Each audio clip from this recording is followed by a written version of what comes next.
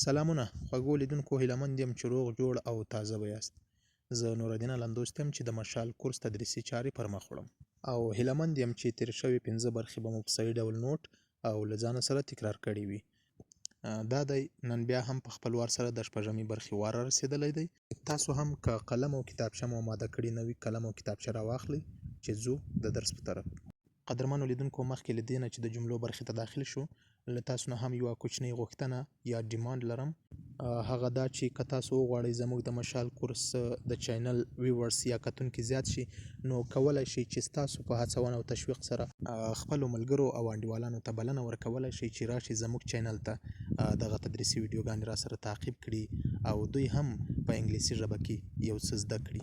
نو قدرمنو لیدونکو، نه غواړم چې د درس لپاره تاسو ډیر انتظار شئ. راځئ د جملو لومړۍ برخې ته. نو قدرمنو لیدونکو، اولې جملې ته ځیر شئ. تلفظ یې څنګه کوو؟ He died in the middle of his youth. تلفظ یې څنګه کوو؟ He died in the middle of his youth. په پښتو کې معنا داسې ده: هغه په ځوانۍ کې مړ شو. He died in the middle of his youth. هغه په ځوانۍ کې مړ شو. نو خوږو لیدونکو، توجه مو ډیره غواړم. دا چې د اولې جملې تلفظ او معنا وشول، کولی شئ چې دغه په صحیح ډول نوټ او له ځان سره په بار بار تکرار کړئ چې یاد مو شي. راځو دوهمې جملې ته ښکته کیږو. Have you had a reply to your letter. تلفظ یې څنګه کوو؟ Have you had a reply to your letter. نو په پښتو کې معنا داسې ده: د لیک ځواب دې ترلاسه کړی. Have you had a reply to your letter. د لیک ځواب دې ترلاسه کړی. Have you had a reply to your letter. د لیک ځواب دې ترلاسه کړی. همدا وا دوهمه جمله له ځان سره په بار بار تکرار کړئ، نوټ یې هم مه هېروئ. راځو درېیمې جملې ته ښکته کیږو. د درېیمې جملې تلفظ څنګه کوو؟ Don't go out alone at night. تلفظ یې څنګه کوو؟ Don't go out alone at night. په پښتو کې معنا داسې کوو: په شپه کې یوازې د باندې مه ځه. Don't go out alone at night. په شپه کې یوازې د باندې مه ځه. د درېیمې جملې له تلفظ او معنا نه هم تیریږو. راځو څلورمې جملې ته. د څلورمې جملې تلفظ به څنګه کوو؟ Treat them well. تلفظ یې څنګه کوو؟ Treat them well. له هغوی سره ښه سلوک وکوه. Treat them well. په پښتو کې معنا داسې ده: له هغوی سره ښه سلوک وکوه. د څلورمې جملې تلفظ او معنا هم وشول. راځو پنځمې یا اخیرنۍ جملې ته. Please listen carefully. تلفظ یې څنګه کوو؟ Please listen carefully. په پښتو کې معنا داسې ده: لطفاً په دقت سره غوږ ونیسئ. Please listen carefully. لطفاً په دقت سره غوږ ونیسئ. نو خوږو لیدونکو، د جملو په اوله برخه کې مو د 5 جملې تلفظ او معنا کړې. راځئ چې د جملو دوهمې برخې ته ځو. نو قدرمنو لیدونکو، د sentences part یا د جملو دوهمې برخې ته ښه راغلاست. راځو اوله جمله تلفظ او معنا کوو. د اولې جملې تلفظ به څنګه کوو؟ Is it raining heavily. تلفظ یې څنګه کوو؟ Is it raining heavily. په پښتو کې معنا داسې ده: آیا زیات باران وریږي؟ Is it raining heavily. آیا زیات باران وریږي. د اولې جملې تلفظ او معنا همدومره ول، له ځان سره تکرار کړئ، نوټ یې کړئ چې یاد مو شي. راځو دوهمې جملې ته ښکته کیږو. May I hold the baby in my arms. تلفظ یې څنګه کوو؟ May I hold the baby in my arms. په پښتو کې معنا داسې ده: آیا دا ماشوم په غېږ کې نیولی شم؟ May I hold the baby in my arms. آیا دا ماشوم په غېږ کې نیولی شم؟ د دوهمې جملې تلفظ او معنا هم همدومره و. راځو درېیمې جملې ته ښکته کیږو. The sun appeared. تلفظ یې څنګه کوو؟ The sun appeared. په پښتو کې معنا داسې ده: لمر ښکاره شو. The sun appeared. لمر ښکاره شو. له درېیمې جملې نه هم تیریږو. راځو څلورمې جملې ته. Who's that. تلفظ یې څنګه کوو؟ Who's that. هغه څوک دی. Who's that. هغه څوک دی. اوس راځو د جملو په دوهمه برخه کې اخیرنۍ یا پنځمې جملې ته. What time did you come home. تلفظ به څنګه کوو؟ What time did you come home. په پښتو کې معنا داسې ده: کور ته څه وخت راغلې. What time did you come home. کور ته څه وخت راغلې. نو خوږو لیدونکو د جملو اخیرنۍ یا دوهمه برخه هم همدومره وه. ځو د لغاتونو برخې ته. ملتیا مو وکړئ. نو قدرمنو لیدونکو د ورډز پارت یا د لغاتونو برخې ته ښه راغلاست. راځو د لغاتونو په برخه کې اول لغت ته وګورئ. ورس تلفظ یې څنګه کوو؟ ورس WORSE ورس د خراب یا ناوړه په معنا ده. راځو دوهم لغت ته ښکته کیږو. امانګ تلفظ یې څنګه کوو؟ امانګ په منځ کې. AMONG امانګ په منځ کې. د دوهم لغت تلفظ او معنا هم وشول. راځو دریم لغت ته. چارت تلفظ یې څنګه کوو؟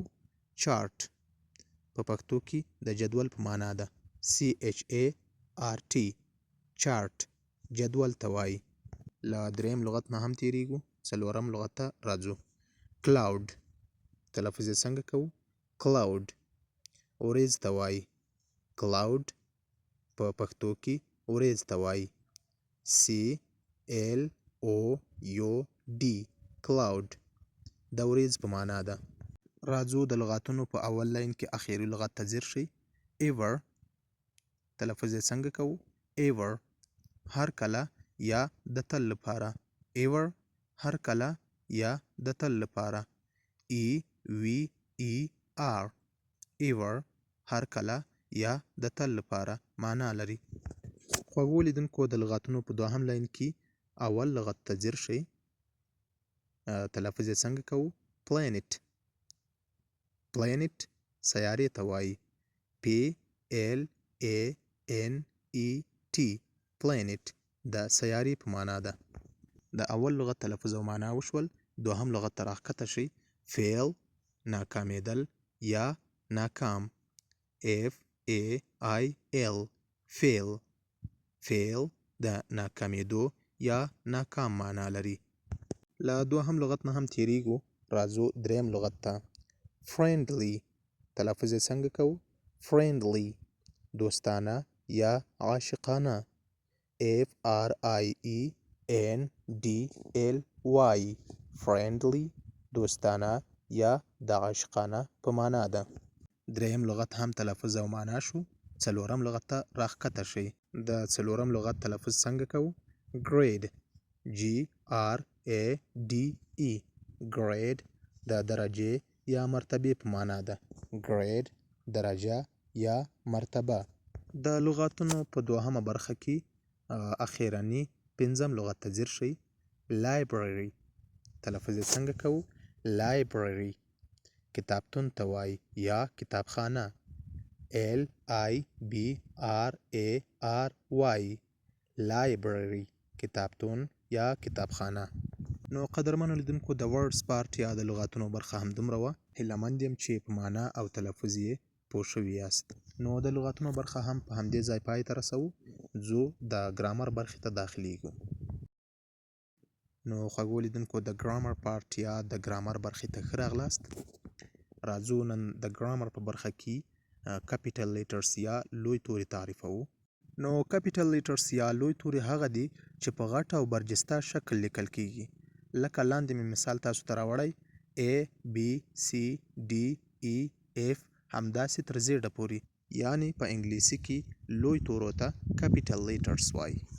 د دې تورو ډولونه مو په پنځمه برخه کې بیان کړي وو چې موږ وویل The latter are commonly of two kinds in English language. په انګلیسي ژبه کې توري عموما په دوه ډوله دي چې یو کاپیټل لیټرز وو او دوهم سمال لیټرز وو. نو د هغو له جملې څخه مو اول کاپیټل لیټرز یا لوی توري په شپږمه برخه کې راواخیستل او په ساده ډول مو تعریف وکاو.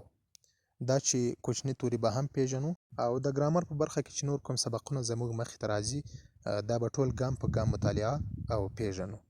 نو خوږو لیدونکو هیله مند یم چې زموږ د مشال کورس شپږمه تدریسي ویډیو مو هم خوښه شوې وي او که تاسو هم زموږ د درسونو په اړه کومه غوښتنه، نیوکه یا سپارښتنه لرئ کولی شئ چې په کامنټ کې راته ولیکئ او یا مو خپل پیغامونه د واتساپ له لارې راته پرېښولی شئ. نور نو قدرمنو لیدونکو تر بیا چې په اوومه تدریسي ویډیو کې ستاسو د خدمت لپاره حاضریږو. لوی الله جل جلاله ته مو سپارم. خوښ او کامیاب اوسئ.